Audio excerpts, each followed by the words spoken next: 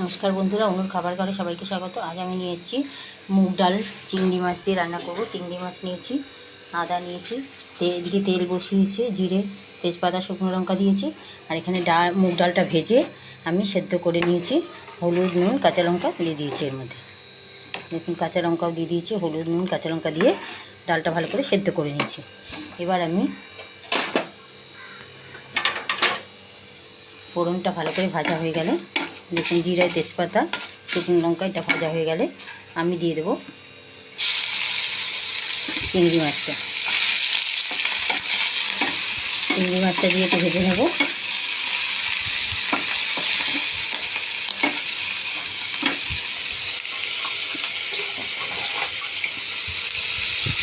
চিংড়ি মাছ ভাজতে একটুখানি হলুদ সামান্য দেবো, ডালে দিয়েছি হলুদ, ওই জন্য বেশি দেবো না। আর সামান্য একটু নুন দেবো।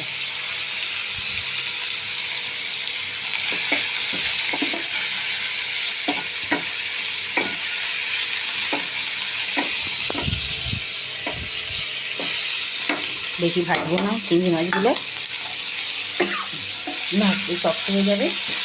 ওই জন্য আদাটাও দিয়ে দিলাম তেলে একটু ফ্রাই করে। এবার আমি ডালটা ঢেলে দেবো। ডালে একটুখানি চিনিও আমি দিয়ে দিয়েছি।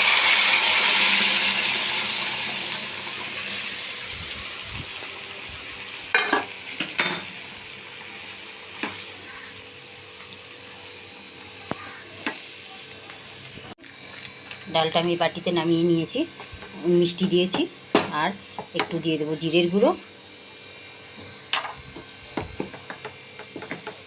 একটু ফুট দিলে দিয়ে দেবো একটুখানি গরম মশলা গুঁড়ো। ব্যাস, আজকে আমার চিংড়ি মাছ দিয়ে মুগ ডাল রান্নাটা রেডি, জামাই ষষ্ঠী স্পেশাল। আর করেছি চিংড়ির ভাপা, করেছি নানা রকম আইটেম, মানে এটা একটু আলাদা ধরনের মুগ ডাল বানিয়ে দিলাম চিংড়ি দিয়ে। দেখুন চিংড়ি দিয়ে মুগ ডাল দারুণ টেস্ট লাগবে, আশা করছি আপনারা বানিয়ে খেয়ে দেখবেন।